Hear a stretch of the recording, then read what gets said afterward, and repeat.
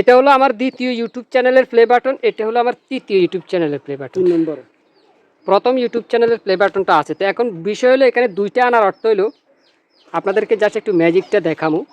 এটা মানে বিষয়টা খুব ইন্টারেস্ট একটা বিষয়, দেখেন দেখা যায়।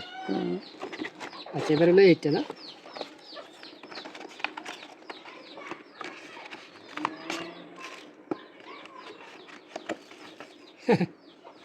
ইন্টারেস্ট বিষয়টা হইলো দেখা যায় এইটার অর্ধেক। মানে প্লে বাটন রে কত ছোট করছে দেখছেন, আগেরগুলো কত বড় ছিল।